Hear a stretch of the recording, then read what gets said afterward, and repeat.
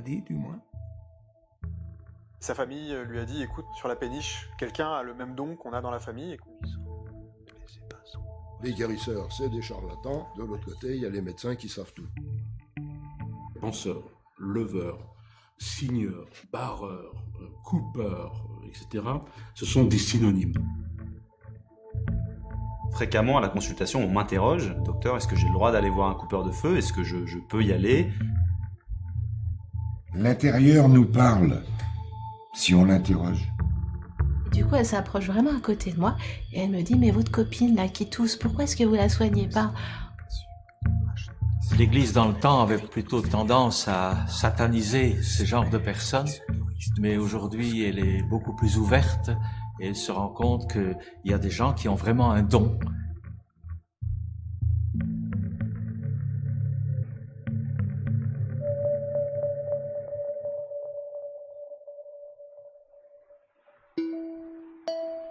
Des personnes soignent, depuis des siècles, dans la discrétion de leurs secrets. On dit, celui qui soigne le zona, celle qui coupe le feu. Va le voir, il a levé les verrues de ma fille. On en connaît parfois, on en a entendu parler souvent. Mais qui sont-ils? Est-ce que ça marche? Et si ça marche, comment ça marche? Entre croyance et neurosciences, voici un panorama de leur pratique aujourd'hui.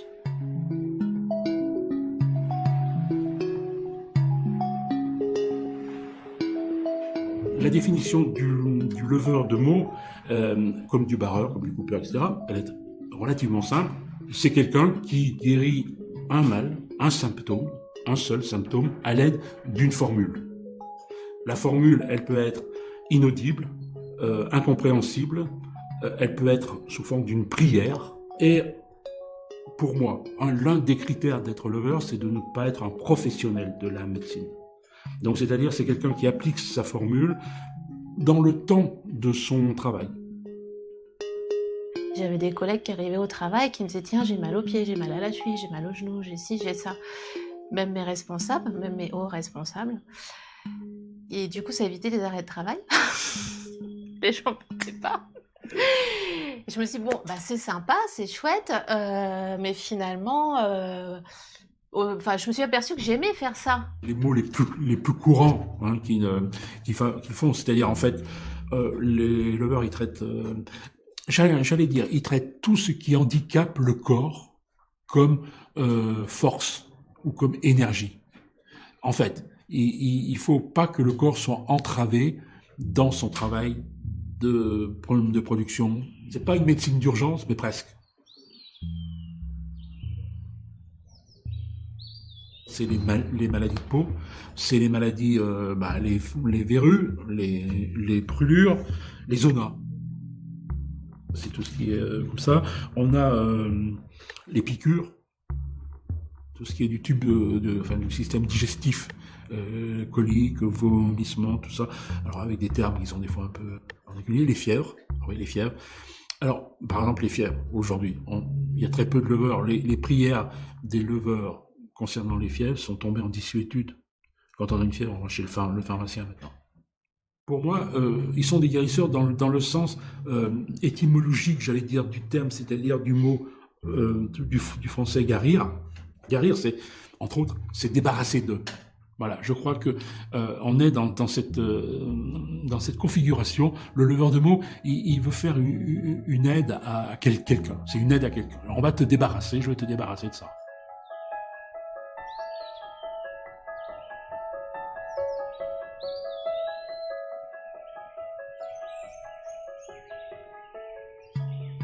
Les plus connus et certainement les plus nombreux sont les coupeurs de feu. On dit barreurs dans l'Est de la France. D'où vient leur secret? Ah non, ça venait pas de ma grand-mère, ça venait d'une tierce personne. Ma tante, ça venait d'une tierce personne. J'ai jamais trouvé de lignée familiale. Hein. J'ai trouvé des segments. Je ne sais pas qui est-ce qui lui a donné. Ma tante l'a proposé à sa fille et à ses deux belles-filles qui n'en ont pas voulu. Elle me l'a proposé à moi.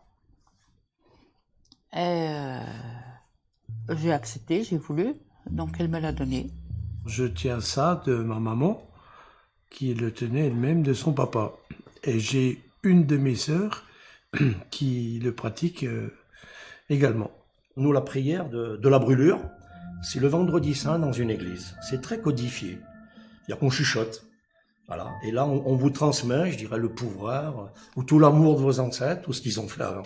La grand-mère, elle a transmis à la mère, qui a transmis à la fille. Voilà ce que j'ai, par exemple. Mais personne ne sait d'où la grand-mère a reçu la prière. Sur les 120 penseurs étudiés, 40 à 45% transmettent dans la famille. Qu'en est-il des autres? Et le reste, c'est ce qui est intéressant. C'est les 55% qui restent, d'où ils l'ont reçu. Alors, c'est toujours un voisin. On est dans un village. Un voisin ou un proche de la famille. Didier a été choisi par la famille d'une de ses amies qui lui a fait don de son secret. Elle m'a identifié en fait par rapport à un ressenti lors d'une soirée de mariage, de son mariage, et sa famille lui a dit écoute, sur la péniche, là où se déroulait le mariage, quelqu'un a le même don qu'on a dans la famille et qu'on se transmet de génération en génération. Donc il faut que tu ailles le voir pour lui transmettre aussi ces prières qu'on utilise depuis des générations. Elle me dit viens me voir, j'ai quelque chose à te donner, passe à la maison, j'ai quelque chose pour toi. Et ce quelque chose, en fait, c'était un petit livre de prières pour soigner les gens. Donc vous voyez comment ça peut se faire, cette transmission. C'est-à-dire qu'en fait, quand on dit qu'un leveur ne peut avoir qu'un seul successeur, c'est faux. J'ai donné à ma fille aînée, je l'ai proposé à une de mes nièces, puisqu'elle était plus âgée que ma fille Isabelle et puis que son frère, pour qu'on puisse le donner à beaucoup plus de monde, quoi. Et ma nièce m'a dit, je vais réfléchir. Mais le temps passant, je l'ai donné à ma deuxième fille et à mon fils. Quand on dit que le successeur, il est complètement pris par la transmission du transmetteur, c'est-à-dire qu'il est contraint par des rituels et par ça, c'est faux.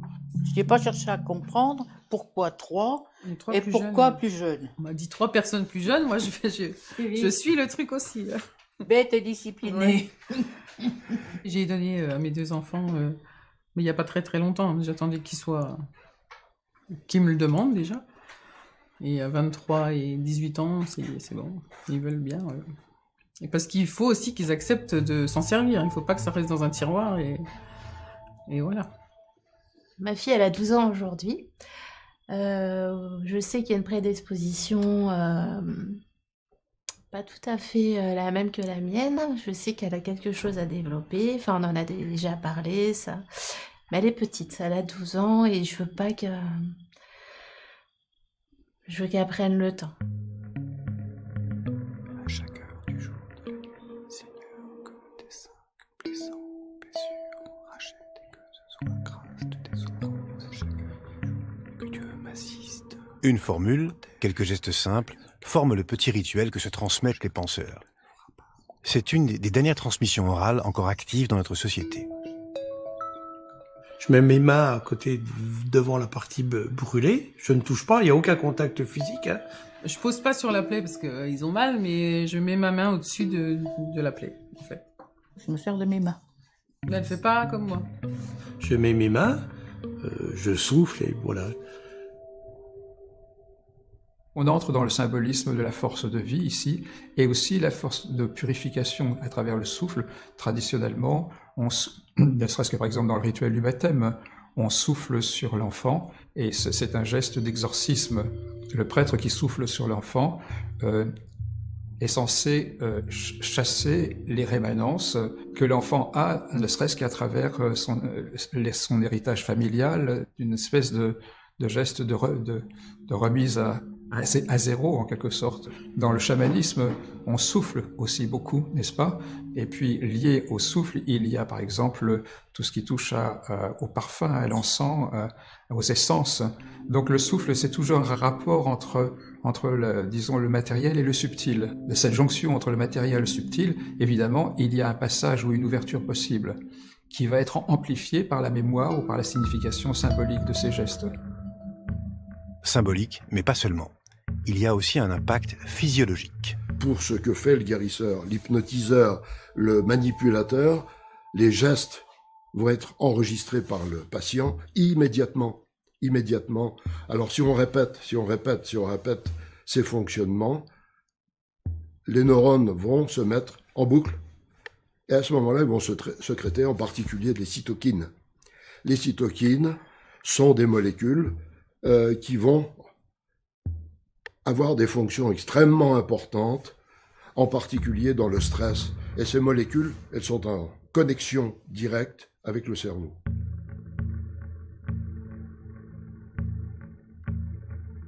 Le penseur aurait donc un effet anti-stress par ses gestes. Le geste n'est pas secret, c'est la partie visible et publique de la pratique. Je me sers de mes mains. Mais elle fait pas comme moi. Elle fait d'autres choses. C'est ça que j'ai enlevé, ce qu'elle fait elle, et moi je fais... Bon, tu peux le montrer, hein. Bon, bah alors, c'est à base de signes de croix. Comme le souffle, le signe de croix est toujours transmis dans les rituels, même s'il n'est plus utilisé autant qu'avant. Chaque penseur adapte à sa guise le secret qui lui a été transmis. Mais le signe de croix est-il un geste symbolique ou un geste énergétique ? La conscience collective est profondément imprégnée du mystère de la croix. Il y a un rapport certainement avec l'événement de la croix qui est considéré comme une explosion de vie, une déflagration extrêmement puissante. Cela représente, sur un plan symbolique, mais sur un plan spirituel profond, une alchimie de la peur. La peur qui est pathogène et qui crée à l'intérieur de la personne de véritables divisions intérieures. À travers le mystère de la croix, il y a un surmontement de l'opposition entre la mort et la vie. Et il y a une alchimie de la honte aussi, une alchimie de la douleur, dans le sens que la croix représente aussi un dépassement de la douleur. Non, je signe plus. Je ressentais pas ce que je ressens maintenant. Je préfère... J'avais l'impression que ça marchait moins en faisant ça que ce que je fais maintenant. Sur un plan énergétique, la main elle est capable de capter et de recevoir. La bénédiction se transmet par l'imposition des mains. Ce geste relève de ce qu'en Inde on appelle le mudra, c'est-à-dire un geste sacré, mais c'est un geste qui émet quelque chose.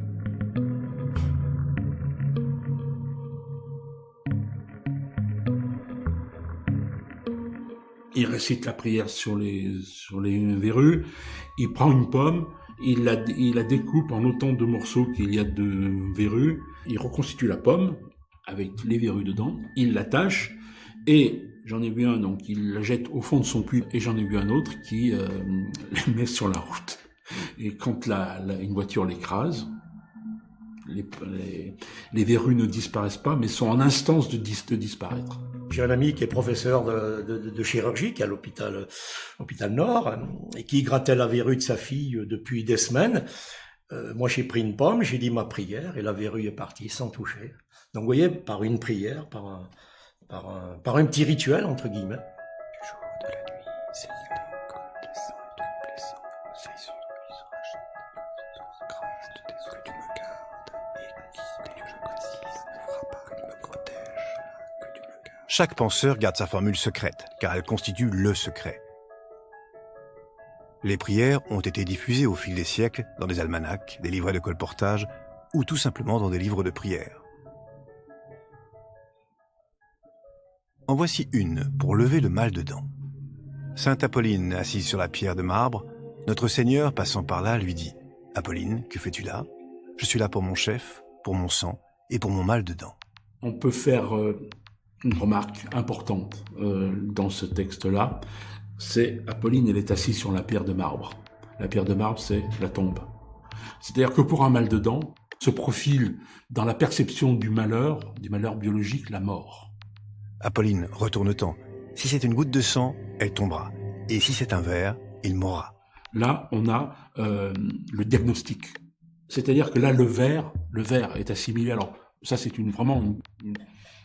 c'est pas une croyance, c'est un savoir populaire. Le mal de dents, c'est un ver. C'est-à-dire qu'en fait, le mal de dents, il progresse dans le corps. Il progresse. Le leveur, qu'est-ce qu'il va faire ? Il va arrêter la progression par la prière. Dites 5 pater, 5 ave, mettez le doigt sur le mal et faites un signe de croix. Actuellement, les leveurs de mots je dirais actuellement, mais au moins depuis les années 30, voire depuis le 20e siècle, ils zappent les 5 pater, les 5 ave. Ici, c'était très important. Pourquoi? Parce que nous sommes donc dans un livret de colportage qui était soumis à la censure. Quelqu'un qui était pris avec des textes comme ça, où il n'y avait pas ça, il risquait les galères. C'était vraiment quelque chose de très très profond. Donc, dans ces prières, les gens, ils rajoutaient 5 pater, 5 ave, un maximum de religion pour se garantir et on les comprend, hein. Les textes sont les seules traces qui éclairent l'évolution de cette pratique. Il y a 4000 ans déjà, on soignait par la parole, comme semblent encore le faire les penseurs d'aujourd'hui. À partir de Sumer, l'accent est mis sur la parole. Et donc, on soigne par la parole avec des oraisons, des bénédictions, des conjurations écrites, très simples, des petites formules très simples. Avec au temps des Gaulois, donc 3e, 4e siècle, on a toujours cette petite conjuration par petites phrases, qui me semblent être, moi, des petites phrases très simples, directes, comme si on discutait avec la puissance supra-humaine que l'on veut. Et puis, au fur et à mesure que l'Église s'installe dans les campagnes, c'est quand elle sort des villes, l'Église, hein, qu'elle s'installe dans les campagnes, elle veut contrôler. Elle veut contrôler, mais elle peut pas fondamentalement empêcher la parole, parce que la parole, c'est le Christ guérisseur.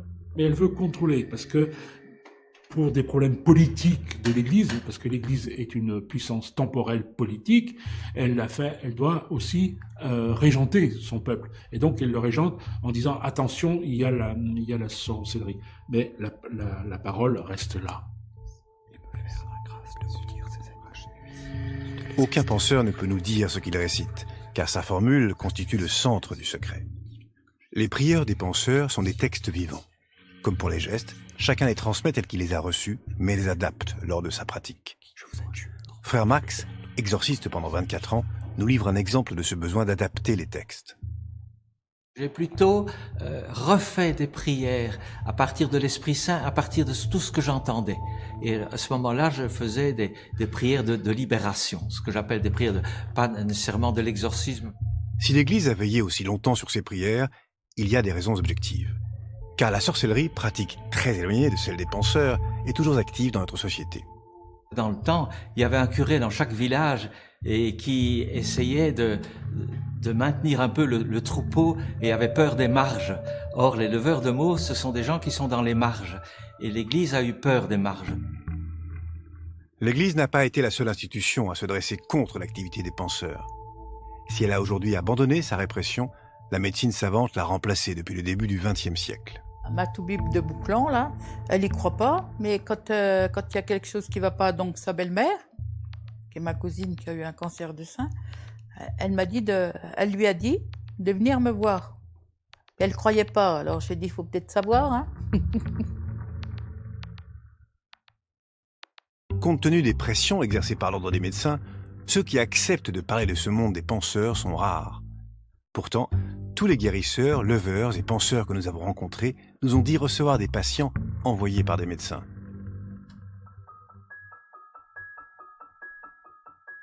À Saint-Étienne, une équipe de cancérologues a mené une étude sur le rôle des coupeurs de feu dans leur département.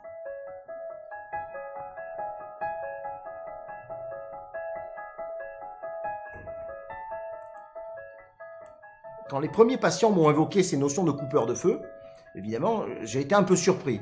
Mais de notre côté, je n'ai pas d'argument pour vous dire que ça va vous rendre service, mais je n'en ai pas pour dire que ça va être délétère.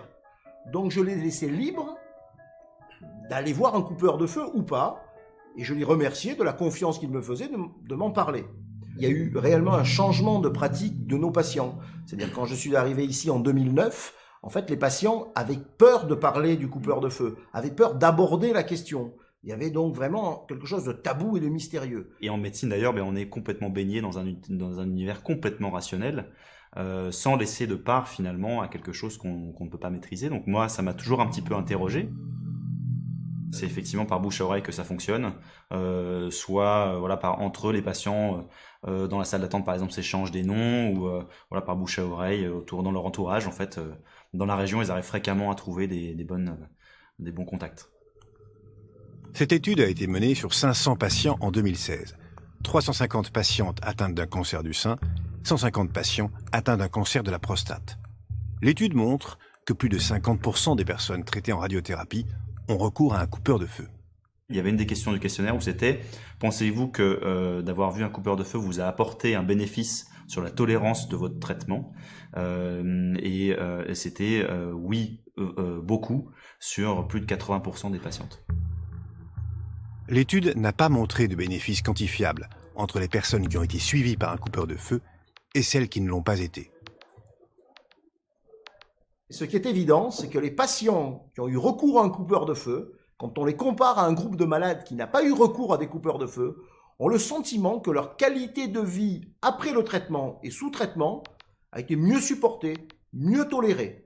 Alors que par ailleurs, quand on le corrèle aux symptômes liés à la fatigue ou à des brûlures, on ne voit pas de différence entre les deux groupes. Quand on s'occupe des gens, quand on remet de l'humain dans une médecine qui déshumanise tout, je crois qu'on est toujours capable d'apporter un bénéfice aux patients. À ce moment-là, je peux vous dire que pas les médecines parallèles, mais tous les soins d'accompagnement seront toujours favorables pour le patient. Les coupeurs de feu, comme d'autres d'ailleurs. Après, il n'empêche sur le mécanisme scientifique intrinsèque, je dirais que ça reste encore à démontrer, mais il n'empêche que les malades, ça c'est indéniable de notre étude, se sentent mieux après eu recours à des coupeurs de feu. Alain, est-ce que la croyance personnelle du patient, son côté peut-être plus ou moins réfractaire à vos pratiques, compte dans l'efficacité de vos soins? Alors, d'un point de vue scientifique, je pense que vous, en tant que médecin, vous allez dire non. Mais moi, je dirais oui. Parce qu'en fait, on s'aperçoit que quand les gens adhèrent à nos médecines, c'est mieux accepté, donc mieux, je pense, optimisé.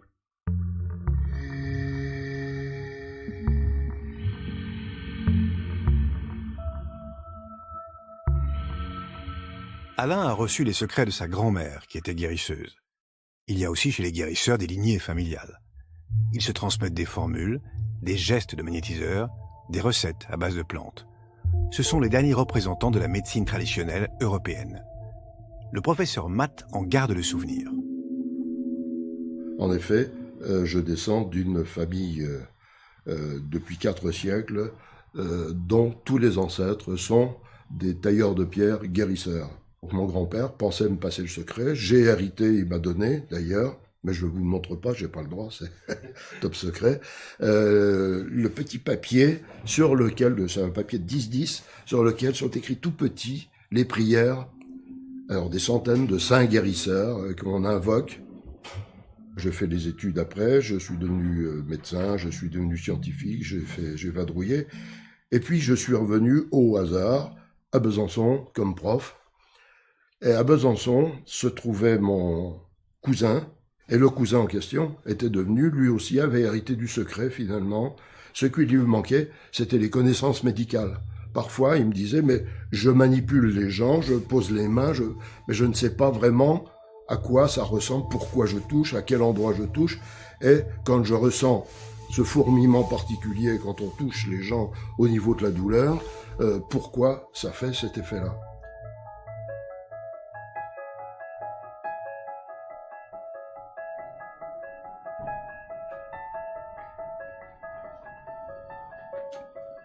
Certains penseurs de secrets naissent avec une capacité et sont dépistés par un parent ou lors d'une rencontre.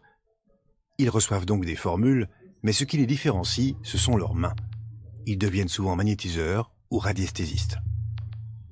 Je m'en suis aperçu tout petit, on me l'a dit du moins. Et puis j'ai laissé pendant des années. Et c'est un bon jour, je sais pas pourquoi. J'en avais marre parce que quand j'allais dans ma famille, toujours, ils me demandaient « Et au fait, t'es capable, toi, de... » Et c'est là que j'ai commencé à faire des recherches. J'avais 25 ans, j'étais en vacances en Bretagne. Je faisais mes courses avec une petite jeune rencontrée pendant les vacances, une copine. Il y a une dame qui vendait du fromage dans un supermarché, qui voulait absolument me vendre son fromage et je ne voulais pas. Et elle voulait que je le goûte et je ne voulais pas le goûter. J'arrivais pas à m'en débarrasser de cette dame et du coup elle s'approche vraiment à côté de moi et elle me dit « Mais votre copine là qui tousse, pourquoi est-ce que vous la soignez pas ?» Je me suis dit, mais de quoi elle se mêle? Oui, je vais l'emmener chez le médecin. Et elle m'a dit, non, mais vous pouvez la soigner avec les mains. Oh, je me suis dit, la folle, enfin, c'est quoi? J'ai expliqué ça à la copine de vacances, on rigole bien. Puis le soir, je dis, bah attends, on va essayer quand même, ça pourrait être drôle, on est curieuse. J'ai posé les mains sur elle. Effectivement, les mains collaient, il se passait des choses. Bon, voilà, la soirée se passe. Chacune rentre dans sa toile de tente, et le lendemain, je me suis réveillée, je toussais, et cette amie est partie, je ne l'ai jamais revue. Une amie m'a dit un jour, lors d'un soin, j'étais en train de faire un soin énergétique, et elle m'a dit oh, dis donc, sur tes mains, tu as un potentiel de magnétisme, de magnétiseur. Et ça m'a surpris. Du coup, je lui ai posé la question, mais du coup, qu'est-ce que je dois faire en fait pour développer ça, pour éveiller ça? Elle m'a dit surtout ne fais rien, et quand tu seras prêt, en fait, ça se déclenchera tout seul.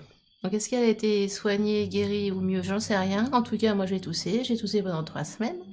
En rentrant de vacances, je vais chez mon médecin. Puis il me donne un traitement, j'y retourne 15 jours après, ça allait pas, et il me dit Christelle, je suis désolée, je ne peux rien pour toi, tu n'as aucun signe clinique. Et moi, je n'étais pas bien, je toussais, quoi. Et là, je me suis dit, mais si c'était la copine que j'avais soignée. Ils ont des prédispositions et sentent qu'il se passe quelque chose dans leurs mains. L'imposition des mains prend ici une dimension entièrement thérapeutique. Je peux ressentir comme une force qui me pousse, je peux ressentir comme une force et une perte d'énergie qui m'attire, qui me pompe et qui me décharge complètement les mains, comme si je fuyais comme un tuyau d'arrosage. Je peux ressentir des picotis. Leur apprentissage est une initiation personnelle qu'ils développent à partir de leurs sensations.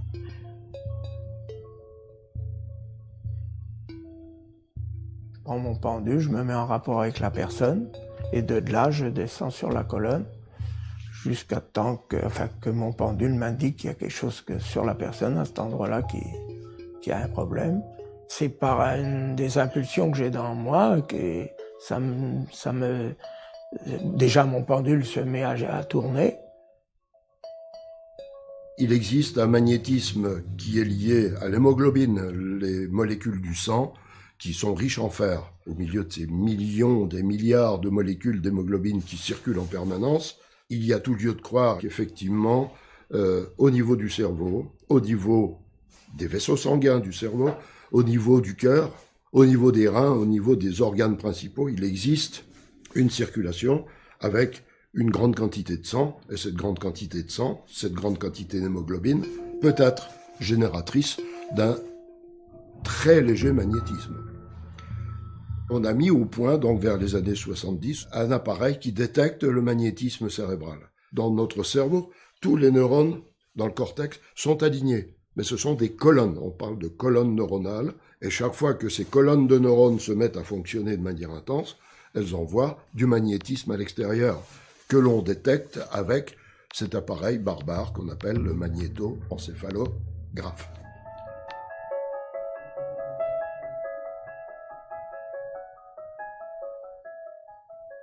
Le corps émet des ondes que l'on peut capter. Il réagit aux sollicitations du son, de la lumière, des couleurs, mais aussi aux ondes des matières. C'est ce qu'ont mis en évidence les docteurs Nogier et Le Riche dans les années 50 et 60, à travers de curieuses constatations.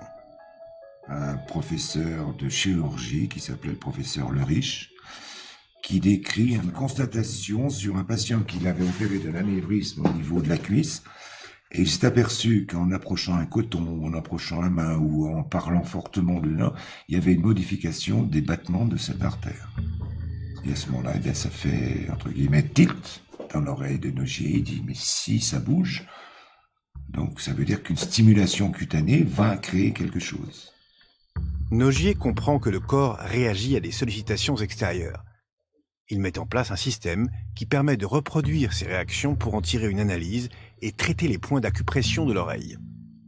Il a créé ce que l'on appelle des anotests, qui sont soit des couleurs, soit des organes, soit des médicaments, soit tout ce que vous voulez. Et lorsque vous prenez un filtre, quel qu'il soit, on va prendre une couleur,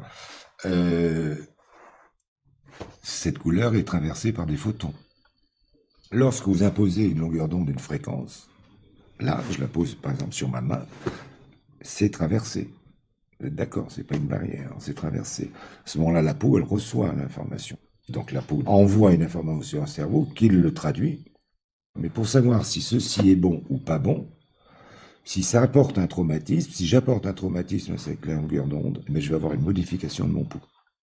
Donc à ce moment-là, moi, je vais essayer de comprendre pourquoi cette fréquence ne va pas. Et alors à ce moment-là, je vais rajouter d'autres tests qui vont me permettre de connaître qu'est-ce qui est déréglé. Les informations vibratoires que nous donne l'organisme, si on va les chercher, ça fait quand même un plus très important dans un diagnostic. Le corps émet et reçoit des ondes. Le magnétiseur envoie du magnétisme. La parole projette des ondes sonores. Mais comment un chuchotement, voire une pensée, peut-elle atteindre et pénétrer l'infiniment petit des cellules? Si tout est fréquence, les ondes sont de différentes natures. Quelles peuvent être les ondes employées par un penseur de secret?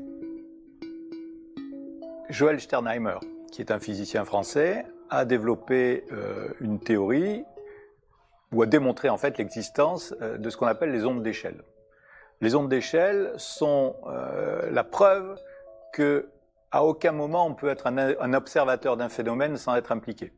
Alors on savait déjà que c'était le cas au niveau quantique, où les choses étaient tellement petites et fines que dès qu'on observait, on modifiait le système.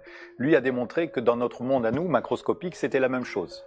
Quoi qu'on fasse, on est tous liés les uns aux autres et à l'environnement qui nous rejoint. Donc je ne peux pas me permettre de penser à quelque chose sans que cette pensée organise des neurones, sans que cette organisation des neurones agisse quelque part sur l'univers. Ce que je pense agit sur la représentation du monde, mais cette représentation du monde virtuel, futur, agit elle aussi sur le comportement des cellules de l'individu en question. Et cette action n'est pas forcément limitée à mon environnement proche. Les neurologues utilisent aussi des ondes pour soigner certaines pathologies. On a mis au point un système qu'on appelle la stimulation transcrânienne. C'est une stimulation magnétique. À nouveau, on reprend ces tores magnétiques qu'on met au-dessus du crâne et on envoie des impulsions électriques qui transforment en champs magnétiques qui traversent le crâne et vont stimuler les champs neuronaux. Le résultat est une activation des neurones, il fallait s'y attendre. Nos neurones répondent très bien à cette sollicitation magnétique en donnant des images. Par exemple, quand on stimule le cortex visuel, on peut créer des images, reconstituer le sujet, voit des choses comme si c'était devant lui. Il y a ce qu'on appelle les ondes scalaires, qui sont en fait des ondes qui sont des ondes magnétiques et non pas électromagnétiques. C'est ce qu'avait découvert Nikola Tesla et avec quoi il travaillait. Les ondes scalaires sont des ondes qui peuvent faire voyager de l'énergie. Entre deux points, on arrive à établir une communication. À la différence d'une onde électromagnétique où j'envoie un signal qui est reçu par n'importe qui, dans le cas des ondes scalaires, j'envoie un signal qui est reçu par quelqu'un qui est synchronisé avec moi et tous les autres ne peuvent rien voir, ne peuvent rien entendre, ne peuvent rien recevoir. Ces ondes scalaires pourraient être tout à fait utilisées, mises en œuvre en tout cas, par des magnétiseurs, au sens où nous sommes composés d'ADN par exemple, et l'ADN ce sont des filaments, et on estime que l'ADN est un semi-conducteur. Seuls 3% de l'ADN donne le code génétique qui sert au développement de nos cellules. À quoi peuvent donc servir les 97% autres? On parle des 97% ADN qui ne codent pas. Imaginez qu'on sache avec des codes fréquentiels ouvrir et mettre en forme certaines séquences, il se pourrait que d'un seul coup on décuple les capacités de notre cerveau. Peut-être que le secret de la communication entre les êtres humains, la nature et les autres mondes sont dans ces 97%. Et on pourrait tout à fait imaginer que les ADN de nos différentes cellules soient coordonnés les uns aux autres via des ondes scalaires. Et donc on peut imaginer que d'un magnétiseur à son patient, il y ait un transfert qui se fasse, voire une véritable synchronisation. Auquel cas, vous envoyez a priori un signal de bonne santé, vous récupérez un signal qui n'est pas celui d'une bonne santé, et si vous êtes assez fort, vous induisez sur le patient un changement pour le meilleur. Après quoi, vous partez chez vous, vous reposez et vous remettre en bon état, parce que ce que vous avez reçu en échange est quelque chose qui vous a affecté et qui vous a abîmé. C'est effectivement quelque chose que les magnétiseurs peuvent ressentir à un certain moment de leur apprentissage. Quelqu'un a mal à la tête au boulot, essayons de l'aider. Je me retrouvais avec ces maux de tête.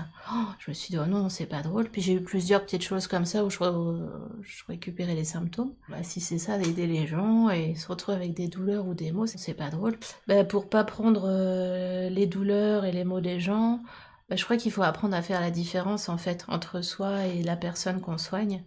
Et faut un peu beaucoup s'écouter et se demander si ça nous appartient ou pas. Mais c'est aussi un travail, un apprentissage, et je crois que c'est encore plus dur que de développer son don et de soigner. Ça a mis beaucoup d'années.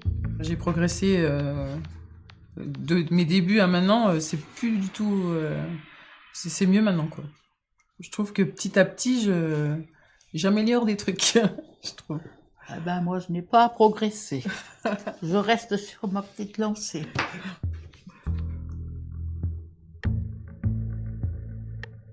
Reprenons le cas d'une brûlure, vue du côté médical. Qu'est-ce qu'une brûlure? Ce qu'on appelle communément brûlure, c'est une réaction inflammatoire qui pourrait être excessive par rapport à ce qu'on peut observer en conditions normales, par exemple quand on la compare à un coup de soleil. La brûlure liée à la radiothérapie serait une forme de coup de soleil excessif lié au rayonnement utilisé à des fins thérapeutiques. La nature indéterminée de cette lésion est certainement pour beaucoup dans la réussite des barreurs, car une brûlure évolue dans le temps. Elle me dit des fois, tu peux pas barrer aussi une dame, Une donc telle, on part, une telle, voilà. Parce on que- fait les deux, chacune. Voilà, on fait chez chacun soi. de notre côté. En fait, elle va nous appeler au secours si la dame appelle trop tard. Parce que bien souvent, on dit aux gens qui font de la radiothérapie de nous appeler à la première séance. Faut pas nous appeler une semaine après, parce que là, ils sont déjà brûlés. Quand ils sont cramés, ben voilà. Hein. Le zona, c'est une chose que j'aime bien, que je prends le plus vite possible. C'est-à-dire, une personne qui me dit, il y a déjà 8-10 jours que j'ai un zona, je peux pas faire grand-chose. Je peux le calmer, mais je peux plus le stopper vraiment comme on doit le stopper.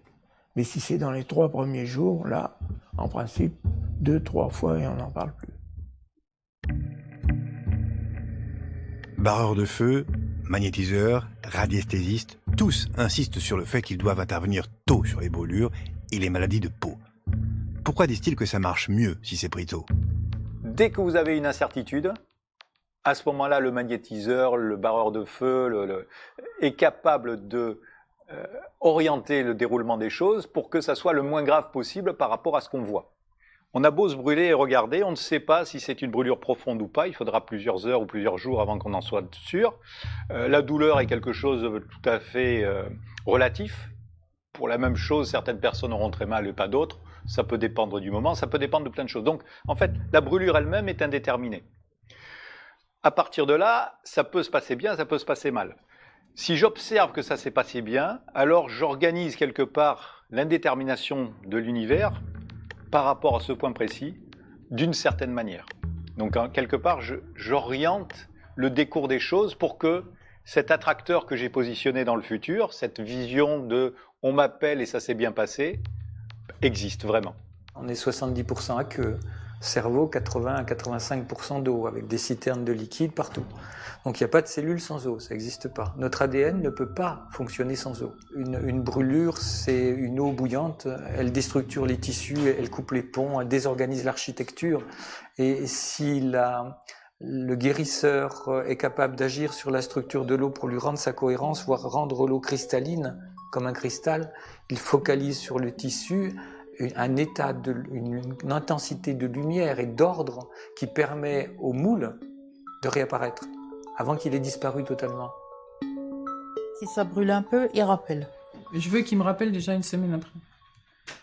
Pour savoir où ça en est et si ça leur fait du bien ou si ça les brûle plus à un endroit, qu'il faut que je cible plus. Sur des gens qui ont été brûlés d'une manière profonde, il m'arrive de pratiquer 2 ou 3 fois de suite ou même dans la journée afin de soulager un maximum et d'aider à la guérison. Les penseurs utiliseraient donc toute une panoplie d'ondes magnétiques, scalaires et autres ondes d'échelle pour stopper une brûlure, arrêter un zona ou faire disparaître une cicatrice. C'est ce qui expliquerait peut-être pourquoi nos penseurs de secret pratiquent à distance. Je l'ai pratiqué par téléphone. Je l'ai fait par téléphone. Et par le téléphone, ça marche. J'ai pas besoin d'avoir la personne devant moi. Alors je dis bien de poser le téléphone à l'endroit de la partie brûlée et je le fais. Quand je suis dans le moment en contact avec la personne, j'utilise simplement l'imposition des mains. Les prières que l'on m'a transmises, je les utilise surtout quand je suis à distance. On m'appelle de Pataouche, et puis je ne sais même pas qui est-ce. Puis il suffit du prénom et de me dire où la brûlure est, et ça suffit. Hein. Ça suffit. Beaucoup de barreurs et autres coupeurs de feu interviennent par téléphone. Il semble même que l'essentiel de leur activité se fasse à distance. Nos neurones sont bien ceux qui visualisent le futur. Cette visualisation du futur se fait avec des neurones. Ces neurones sont quelque part connectés à nos capteurs, vision, audition, etc. Et lorsque je visualise dans le futur une voix qui me dit que ça s'est bien passé, je peux pratiquement l'entendre. Et ce pratiquement l'entendre, il y a une cohérence entre ce que je vis et ce que vit l'univers. En fait, on ne peut pas nous séparer. Donc si moi je l'entends, alors ça a été entendu par l'univers. Et ayant été entendu par l'univers, celui-ci va s'organiser pour que le chemin qu'il va prendre à partir de maintenant, éventuellement passe avec un peu plus de probabilité par cet endroit-là. Si l'univers doit passer avec un peu plus de probabilité par un endroit où la personne n'a pas souffert après mon coup de téléphone, alors ça signifie que l'univers a renvoyé, entre guillemets, dans le temps, une évolution des choses qui a été la plus positive possible. Et qui se traduit après à l'échelle de la brûlure par la brûlure la moins grave possible par rapport à ce qui s'est passé, des mécanismes de réparation les plus efficaces possibles par rapport à ce qui est disponible chez l'individu, etc. Hein, donc, c'est dans l'univers des possibles, on passe toujours en biaisant un petit peu ce qui aurait été le cours naturel des choses. On a à l'intérieur de nous un dispositif d'auto-régénération et d'auto-guérison. S'il peut être activé, soit directement, soit à distance, ça pourrait expliquer comment des personnes sont capables de régénérer un organe, par exemple brûlé, abîmé, voire enlevé. Les salamandres savent faire ça. Vous coupez la patte d'une salamandre, vous lui greffez une tumeur, ce sont des chercheurs qui ont fait ça, hein, c'est vicieux, mais quand même. La salamandre récupère tout le tissu tumoral et se reconstruit une patte entière. Normale, non cancéreuse. J'ai une collègue qui est venue me voir un jour en me disant les amis de mes parents ont leur maison qui a brûlé et le monsieur est gravement brûlé, est-ce que tu peux essayer de faire quelque chose? Donc il était brûlé au visage beaucoup. Et j'ai dit bah écoute, je vais bien essayer, mais je pense pas quand même que ça fasse des miracles à ce point-là. Et en fait, quelques jours après, ce monsieur a pu se raser et les médecins n'en revenaient pas. Et du coup, quand elle m'a raconté ça, j'étais quand même un peu bluffée et du coup, ça a renforcé la chose et maintenant, j'utilise dès qu'il y a besoin.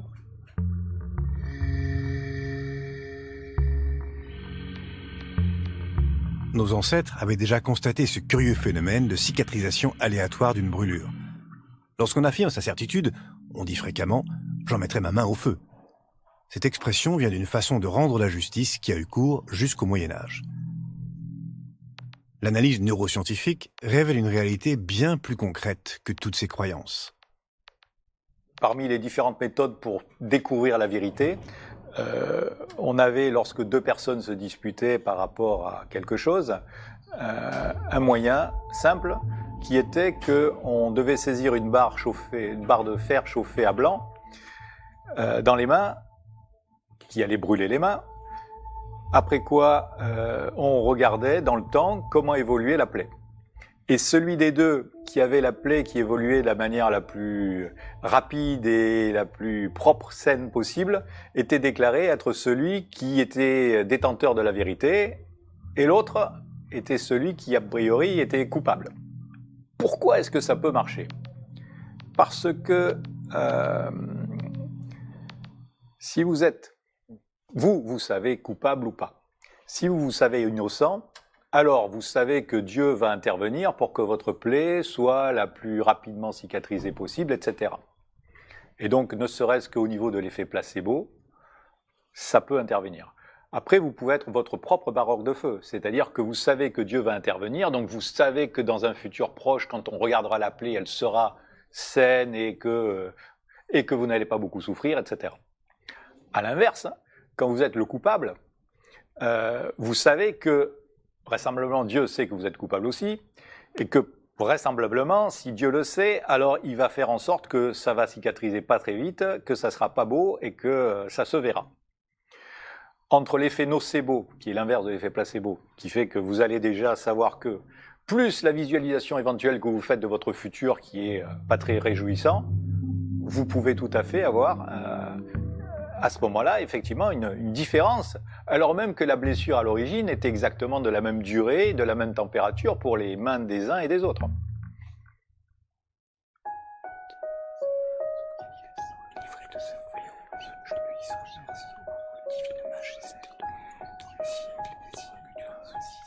Un souffle, un signe de croix, l'imposition des mains avec une formule ou une prière, est-ce que tout cela serait aussi mécanique? Les penseurs mettent-ils une intention derrière tout ça? Quand on a des gens à barrer, tout ça, on pense à eux presque tout au cours de la journée. On dit, bon, dans tant de temps, il faut que je pense à cette personne. Donc on pense à eux dans la journée. Je ne sais pas si ça vient de ça ou pas, parce que, bon, on les a en tête, quoi. Moi, je pense que c'est plus la formule magique qui fait que ça marche. Mais pour ça, pourquoi il faut une prière? Pourquoi il faut un texte? Moi, c'est là où je bute. Pourquoi il faut un texte? Il faut un texte. Pourquoi? Aucune prière n'est efficace sans la foi de celui qui la prononce et sans la foi de celui qui la reçoit. Et ce qui guérit, c'est pas la prière en elle-même. Ce qui guérit, c'est notre foi. Dès l'instant où l'attention est amour, dans ce que l'on donne, là, ça peut le faire. Juste savoir qu'est-ce qui enlève le mal. Ce qui est important, c'est pas les mots que l'on prononce, quoi. C'est de fait l'intention que l'on a. Il y a forcément une histoire d'intention où on a envie de soulager la personne. Il y a des prières pour barrer le feu. Alors j'ai essayé, aussi simple que ce soit, une prière pour barrer le feu. Voilà, j'ai pris ça sur Internet. On dit tiens, on va faire cette prière, on va voir si ça marche.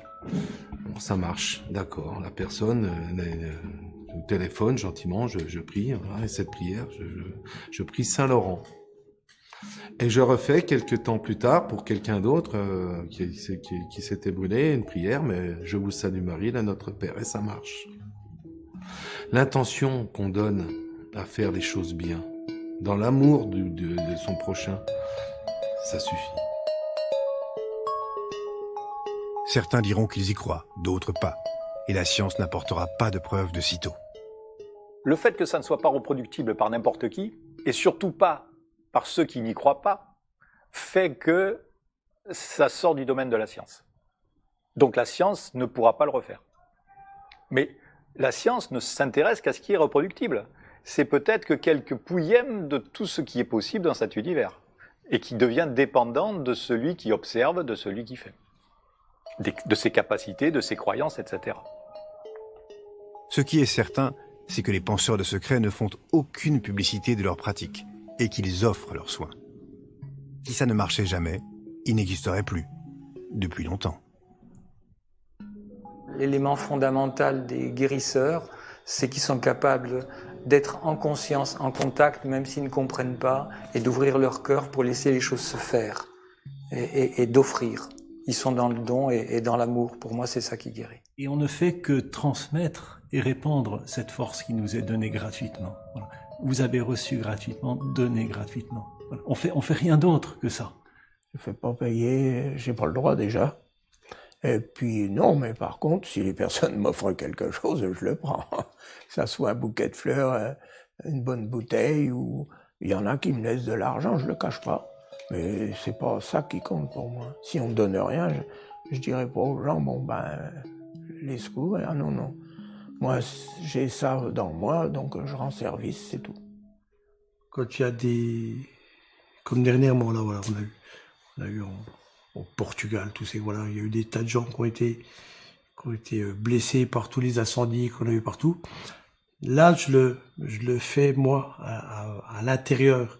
Je barre, voilà, à l'intérieur, je barre pour que ce bienfait se répande. Alors, je sais pas si ça marche, mais en tout cas, voilà, ça m'apporte un bienfait. Voilà, ça me fait un bien à l'intérieur.